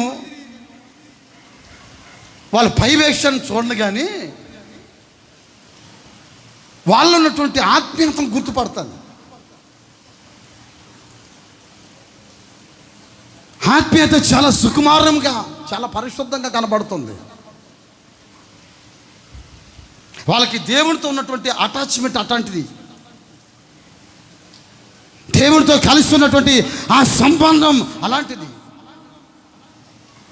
దానికి వాళ్ళు ఏమీ జంకరు, ఏమీ భయపడరు. దేవుడు వాళ్ళకి తోడై ఉండి ఆ కీడు నుండి వాళ్ళని తప్పించబోతున్నాడు అండి. కొంచెం గట్టిగా ఆమెను చెప్పండి. దగ్గరకు ఒకసారి ఆమెను చెప్పండి. 2 విషయాలు చెప్పాను. 3వ విషయం చెప్పి నేను ముగిస్తాను. జస్ట్ చదివి వినిపిస్తాను మీకు. ఎఫెసీయులకు రాసిన పత్రిక 6వ అధ్యాయం 16వ వాక్యాన్ని చదువుకుందాం. 6:16. ఎఫెసీ పత్రిక 6వ అధ్యాయం 16వ వాక్యం. ఇవన్నీ కాక విశ్వాసమును డాలును పట్టుకొనుడి. దానితో మీరు దుష్టుని అగ్ని బాణములన్నిటిని, ఆ మాట నోట్ చేసుకోండి, దుష్టుని యొక్క అగ్ని బాణములను అన్నిటిని ఆర్పుటకు శక్తిమంతులగుదురు. ఆమెను చెప్పండి కొంచెం గట్టిగానండి. కొంచెం గట్టిగా ఆమెను చెప్పండి. 3వ విషయం ఇక్కడ రాస్తున్న మాట ఏంటంటే, దుష్టుని యొక్క అగ్ని బాణములను చల్లార్చుటకు మీరు శక్తి కలిగిన వారుగా మార్చబడాలి. చేతుల పైకి ఒకసారి ఆమెను చెప్పండి. గట్టిగా ఒకసారి ఆమెను చెప్పండి. వాడు మన మీదకి వేసేది ఏంటంట? హలో, మన మీదకి వేసేది ఏంటంట? అగ్ని బాణం. వాడు మన మీదకి కొన్ని బాణాలు విసురుతున్నాడు. అది ఎందుకో తెలిసిన? అగ్ని బాణం. మన ఇల్లు తగలబెట్టడానికో, మన ఆస్తులు తగలబెట్టడానికో, మన కుటుంబాలని తగలబెట్టడానికో, సహోదరుల మధ్యలో ఉంటున్న ఐక్యతను తగలబెట్టడానికి కొన్నిసార్లు అగ్ని బాణాలు విసురుతారు. సేవకుల మధ్యలో కొన్ని అగ్ని బాణాలు వేస్తాడు దుష్టుడు. గమనించాలి అవన్నీ. కొన్నిసార్లు నా విషయాలేమో అక్కకి చెప్తారు, అక్క విషయాలేమో నాకు చెప్తారు. మా ఇద్దరి మధ్యలో ఒక అగ్ని బాణం. వింటున్నారా? కొన్నిసార్లు అన్నలా అన్నాడు అన్న అని కొన్నిసార్లు నా దగ్గర ఉన్న బ్రదర్లు చెప్పి వాళ్ళ మనస్సును పాడు చేస్తారు. వాళ్ళ మధ్యలో నాకు, నా మధ్యలో వాళ్ళకి పెడతారు. మధ్యలో పడతాయి అగ్ని బాణాలు. బైబిల్ రాస్తున్న మాట ఏంటంటే, ఒక ఆత్మీయుడు ఏం చేయాలి తెలిసిన, అగ్ని బాణాలు పడుతున్నప్పుడు, అగ్ని బాణాలు వేస్తున్నప్పుడు వాటిని ఆర్పేదానికి శక్తి కావాలి. మీకు అర్థం కాలేదు అనుకుంటా, గట్టిగా ఆమెనానండి. ఆర్పడానికి ఏం కావాలి చెప్పండి ఏం కావాలి? గట్టిగా ఇంకోసారి చెప్పు. ఆత్మీయుల మధ్యలోనే పడుతుంది అగ్ని బాణం. బంధువుల మధ్యలోనే, రక్త సంబంధుల మధ్యలో కలిసి ఉన్నట్లుగా అనిపిస్తుంది, కానీ కలవలేరు. సొంత అక్కచెల్లులే, ఏంటి సొంత అన్నదమ్ములే, కానీ కలిసి ఉండలేరు. వాళ్ళిద్దరి మధ్యలో పడింది అగ్ని బాణం.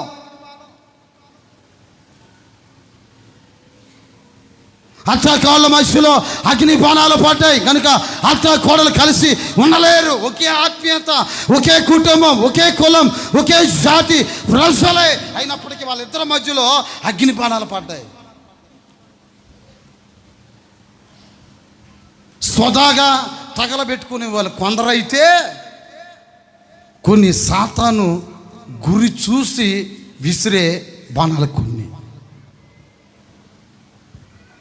చేతులు పైకెత్తి ఒకసారి ఆమెను చెప్పండి, కొంచెం గట్టిగా ఆమెను చెప్పండి. మా మధ్యలో ఎట్లాంటి అగ్ని బాణాలు ఏంటి దుష్టుడు వేస్తున్నా మేము వెంటనే నువ్వు వేసావు, మాకు అలా అయింది, ఇలా అయింది అని మేము కలహాలు పడటం కాదు, కానీ వెంటనే అమ్మో ఇది దుష్టుడు వేసిన అగ్ని బాణం అని చెప్పి దాన్ని చల్లార్చుకోవటానికి కావలసిన శక్తి మనకి కావాలండి. ఆమెను చెప్పరా? మీ మధ్యలో మీకు అగ్ని బాణాలు లేవంటారా? కలిసి ఉండలేరు, కలిసి మాట్లాడుకోలేరు, కలిసి తిరగలేరు, ఒకే సంఘం, ఒకే పాత్రలో మళ్ళా ఇంకొక 10 నిమిషాలు అయితే ద్రాక్షారసం, అమ్మో ఎంత కన్నీళ్లతో ఏడుస్తారో. ఇది నిజమో అర్థం కాదు, చింతమని డ్రామోయో తెలియట్లేదు నాకు. ఇది నిజమో ఒరిజినాలిటీయో వెనకాల చింతమని డ్రామో నాకు అర్థం కావట్లేదు. కొంచెం అయ్యి బాబు ఎంత ఏడుస్తారంటే, ఆ ఒగల మరి ఏడుపు మామూలు ఏడుపు కదండి. నిజంగా పశ్చాత్తాపం వచ్చేసినట్టే, నిజంగా మారు మనసు వచ్చేసినట్టే, నిజంగా ఏమండి దుఃఖపుత్ర ఆత్మని అమాంతంగా దేవుడు కుమ్మరించిన ఎక్కెక్కిపడి అయ్యా నీ ప్రభువాలు తీసుకోవటానికి కూడా అర్హురాలు కాదు. మరి బయట ఉండకపోయావా?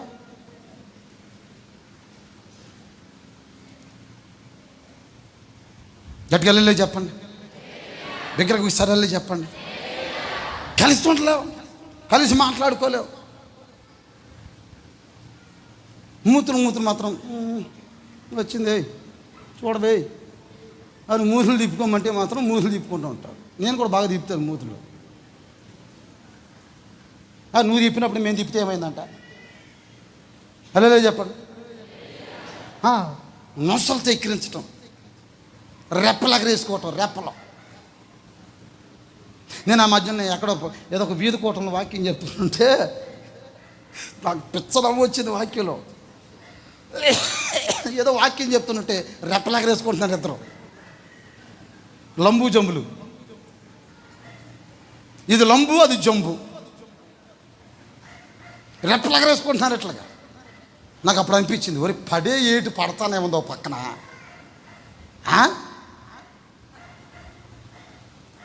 చేతులు పైకి సరళలే చెప్పండి, కొంచెం గట్టిగా అల్లలే చెప్పండి, బిగ్గరకు సరళలే చెప్పండి. దాన్ని సాత్వికంతో అంగీకరించకపోగా చూడు చూడు చూడు అంటే రెప్పలెగరేసుకుంటే దాని అర్థం ఏంటి? నువ్వు దేవుని వాక్యాన్ని వంకానిస్తున్నావు, తిరస్కరిస్తున్నావు అని అర్థం. మేము ఏ రోజు వాక్యానికి అట్లాగా ఏంటి వంకర పెట్టలా. దుష్టుడు వేస్తున్న అగ్ని బాణాల్ని చల్లార్చుకోవడానికి శక్తి కావాలి. దానికి నీ చేయవలసిన కొన్ని పనులు రాస్తున్నాయి. అక్కడే రాస్తున్న మాట ఏంటంటే, ఏమండి నీవు దేవుడిచ్చు సర్వాంగ కవచమును ధరించుకునుడి. చేతుల పైకి ఒకసారి ఆమెను చెప్పండి. 13వ వాక్యంలో 7 విషయాలు రాస్తున్నాయి. 1, సర్వాంగ కవచాన్ని ధరించాలి. 2వ మాట అక్కడ రాస్తున్న మాట ఏంటంటే చూడండి, మీ నడుమునకు సత్యమనే దట్టిని కట్టుకోవాలి. 2వ విషయం, నీతి అను మైమరువును ధరించుకొనుడి. అదిగో సమాధాన సంబంధమైన సిద్ధ మనసు అనే జోళ్ళు అంటే ఏంటి? చెప్పులు. అక్కడ రాసిన మాట సమాధాన సంబంధమైన చెప్పులు అంట. ఏ చెప్పులు అయ్యి? హలో, పారాగాన్ చెప్పులు కాదు ఏమండి, బేటా చెప్పులు కాదు, పాపులర్ చెప్పులు కాదు. ఈ చెప్పుల పేరేంటి తెలిసిన? సమాధాన సంబంధమైన సువార్త వలనైన చెప్పులు. ఆమెను చెప్పండి కొంచెం గట్టిగా ఆమెను చెప్పండి. నీకు చెప్పులు ఉండాలి. అలా ఏ చెప్పులు తెలిసిన? సమాధాన సంబంధమైన చెప్పులు. ఒకరి మధ్యలో ఒకరికి సమాధానం లేకపోతే ఆ మనిషి ఎవరు తెలిసిన? పాదాలకి చెప్పులు లేని వ్యక్తి. అందుకని అహరోనుతో మోషేతో దేవుడు చెప్పిన మాట, మోషే అహరోనుకి చెప్పులు తొడిగించుము. ఆమెను చెప్పండి. ఎందుకన్నాడు ఆ మాట? సమాధాన సంబంధమైన చెప్పులు కావాలని. దుష్టుడు వేస్తున్న అగ్ని బాణాలి ఒక మనిషి చల్లార్చుకోవాలంటే దుష్టుడు వేస్తున్నటువంటి ఆ బాణం నీ మీద పడి నీవు నీ కుటుంబం తగలబడక మునిపే నీకు కావాల్సింది ఏంటో తెలిసిన? 1, సర్వాంగ కవచాన్ని ధరించుకోవాలి. ఆమెను చెప్పండి.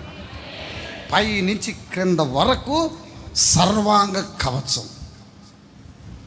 ఏ బాణం నీ మీద పడుతున్నా, ఏ ఖడ్గం నీ మీద పడుతున్నా, ఏ డాలు నీ మీదకి వచ్చి పడుతున్నా, నీ శరీరానికి ఇంత దెబ్బ కూడా తగలకుండా నీకు కావాల్సింది ఏంటయ్యా అని అంటే సర్వాంగ కవచం కావాలి. ఆమెను చెప్పండి. 2వదిగా నీ నడుమునకు సత్యమనే దట్టి. నీ నడనికి ఏం కావాలండి? హలో, నీ నడనికి ఏం కావాలి? ఇదిగో నేను దట్టి కట్టుకుని ఉన్నాను ఇక్కడ. దట్టి బైబిల్లో రాస్తున్న మాట సామెతల గ్రంథం 31లో ఆ స్త్రీ తన నడుమును కట్టుకుని తన చేతులతో బలముగా పని చేస్తుంది. చప్పలు కొట్టండి కొంచెం గట్టిగానండి, గట్టిగా చప్పలు కొట్టండి. ఈ నడుముకు కట్టుకుంటే దాని బలం వేరు, దాని స్ట్రెంత్ వేరు. దట్టి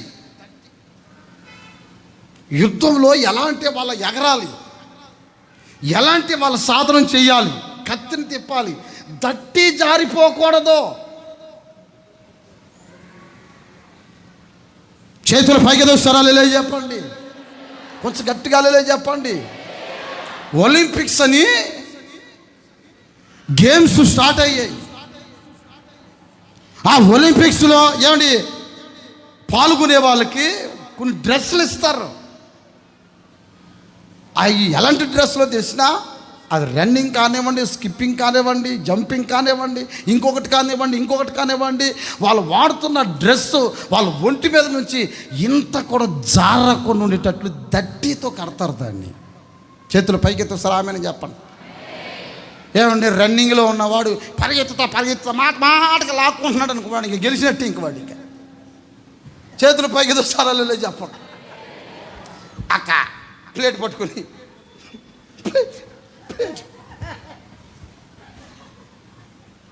అక్క చట్నీ అక్క అని చెప్పి ప్యాంట్ అట్ట పట్టుకున్నవాడు ఇక్కడ పట్టుకుని బడాలని సరిపోయింది. అల్లే చెప్పండి, కొంచెం గట్టిగా అల్లే చెప్పండి, అల్లే చెప్పండి. దట్టి లేదు, చట్నీ అడుగుతున్నాడు, దట్టి లేదు. చట్నీ దట్టి పడాలం కింద పోయిందంతే, అయిపోయా. మీలో చాలామందికి దట్టి లేదు, అందుకనే లాక్కుంటా పీక్కుంటా వెళ్తా ఉంటారు వెళ్ళేటప్పుడు. దట్టి ఉన్నవాడు అలా కాదు. దుష్టుడు వేస్తున్న అగ్ని బాణాల్ని చల్లార్చబోతున్నాడు. చేతులు పైకి దూస్తారు, ఆమెని చెప్పండి. కొంచెం గట్టిగా ఆమెని చెప్పండి. ఈ దట్టి దేనికి సాదృశ్యమో తెలిసిన, నీ నడుము బిగించబడటానికి పరిశుద్ధాత్మకి సాదృశ్యం. ఈ దట్టి విశ్వాసుకి పరిశుద్ధాత్మ చేత కట్టబడింది. ఈ దట్టి లేకపోతే నీ ఆత్మీయ జీవితం ఎక్కడంటే అక్కడ జారుతుంది. ఎక్కడంటే అక్కడ జారుతుంది. రెండో విషయం, నీతి అనే మైమరువు.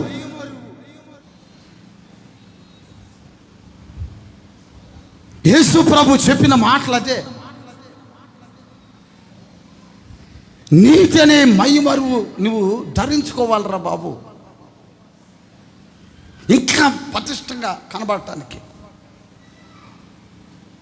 దేవుని నీతి చేత అలంకరించబడాలి. దేవుని బిడ్డలు